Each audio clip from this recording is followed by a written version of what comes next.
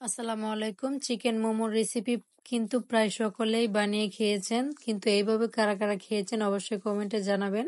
তো মোমোটা বানানোর জন্য প্রথমে আমি চিকেনটাকে রেডি করে নিব। এখানে আমি 200 গ্রামের মতো নিয়েছি চিকেন কিমা। এটা ব্রেস্ট পিস থেকে নেওয়া কিমা। তারপর আমি এর মধ্যে স্বাদ অনুযায়ী লবণ, অল্প একটু মরিচের গুঁড়া 1/2 টেবিল চামচ দিলেই হবে।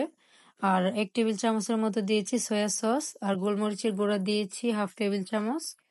এগুলো দেওয়ার পর ভালো করে নেড়েচেড়ে মিশিয়ে নিয়েছি এবং আমি এর মধ্যে কিন্তু 1/2 চামচের মতো ভিনেগারও অ্যাড করেছি। আর চিকেনটাকে আমি সেদ্ধ হওয়া আগ পর্যন্ত ভালো করে নেড়েচেড়ে রান্না করেছি। আর সবশেষে আমি এর মধ্যে ধনেপাতা ক্রাশ করে দিয়ে তারপর 2 মিনিট পরেই কিন্তু নাড়াচাড়া করে নামিয়ে নিয়েছি।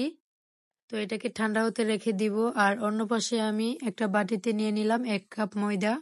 আপনারা কিন্তু এই ডোটা আটা দিয়েও করতে পারেন, কোনো সমস্যা নেই। এখন এর মধ্যে লবণ আর 1/2 চামচ মরিচের গুঁড়া দিয়ে ভালো করে নেড়েচেড়ে মিশিয়ে নিয়েছি।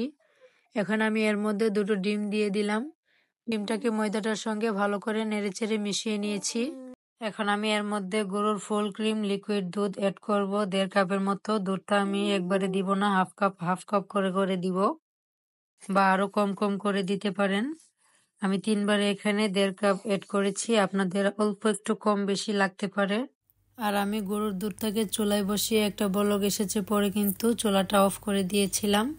এর থেকে কিন্তু ফেট তুলে নিইনি, হালকা একটা সর পড়েছিল, ওইটাও কিন্তু আমি তুলিনি। তো আমার কিন্তু ডোটা রেডি হয়ে গেছে। আপনাদের বাসায় ফুড কালারটা অ্যাভেলেবেল না থাকলে এখন যে কালারটা হয়েছে ওই কালারটা দিয়ে বানাতে পারেন। তো আমার বাসায় 2 রকমের ফুড কালার ছিল, এই জন্য আমি একটু কালারফুল ভাবে মোমোটা বানিয়েছি। আপনারা কিন্তু দেখলে বুঝতে পারবেন অল্প একটু কালার দিয়ে আমি এটাকে তৈরি করেছি। তারপর আমি একটা প্যান বসিয়ে দিয়েছিলাম। প্যানটা হালকা গরম হওয়ার পর এখানে 1/2 চামচের মতো ডো দিয়ে এটাকে ঘুরিয়ে ঘুরিয়ে একদম গোল করে নিয়েছিলাম।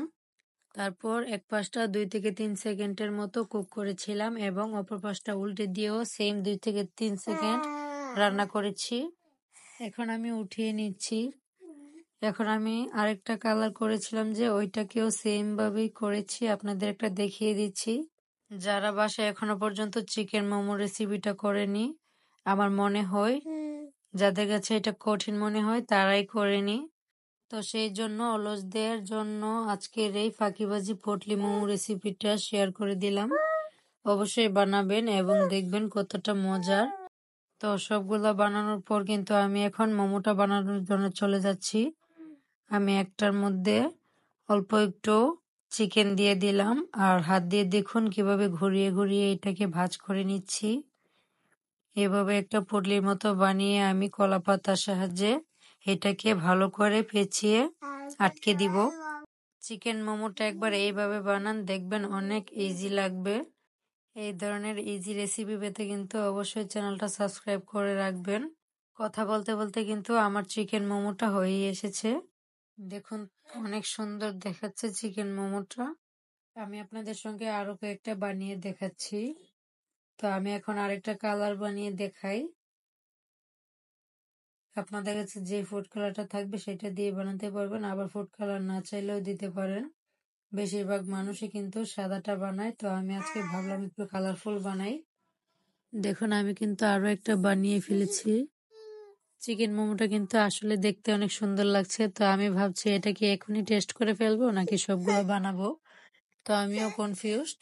তো চিকেন মোমোটাকে আরো একটু টেস্টি হওয়ার জন্য এর মধ্যে আমি 2 থেকে 3 টেবিল চামচের মতো মেয়োনিজ অ্যাড করে দিয়েছি। মেয়োনিজটা কিন্তু আমি চিকেনটার মধ্যে অ্যাড করেছি, আপনারা ভিডিও দেখলে কিন্তু বুঝতে পারবেন। আশা করছি সবাই আমার ফুল ভিডিওটাই দেখবেন, তাহলে বুঝতে পারবেন আমি কিভাবে কিভাবে বানিয়েছি। তো কথা বলতে বলতে কিন্তু আমার সবগুলো মোমোস রেডি হয়ে গেছে। আপনাদেরকে এখন চিকেন মোমোর ফাইনাল লুকটা একটু দেখিয়ে দেই। দেখতে কিন্তু একদম অসাধারণ লাগছে। তো আমি এটাকে আরেকটু ডেকোরেশন করার জন্য উপর থেকে লেটুস পাতা কুচি করে কেটে ছড়িয়ে দিয়েছি। আর অন্যদিকে আমি একটা বাটিতে কিছু লেটুস পাতা কুচি করে কেটে এর মধ্যে 2 টেবিল চামচ সস আর 2 টেবিল চামচ মেয়োনিজ দিয়ে একটা সালাদের মতো তৈরি করে নিয়েছি। মোমোসের সঙ্গে এই সালাদটা কিন্তু খেতে অসাধারণ লাগে, আপনারা বাসায় ট্রাই করতে পারেন। তো একটা চিকেন মোমোস খেয়ে আমি আপনাদের সঙ্গে শেয়ার করছি এটা কেমন হয়েছে খেতে। আমি চিকেন মোমোসটাকে সসের সঙ্গে পরিবেশন করেছি আর একটা সালাদ বানিয়েছি, ওইটা আপনারা দেখেছেন। মোমোসটা কিন্তু আসলেই অনেক মজার খেতে ছিল। এই ধরনের ইউনিক রেসিপি পেতে অবশ্যই আমার চ্যানেলের পাশে থাকবেন। আল্লাহ হাফেজ।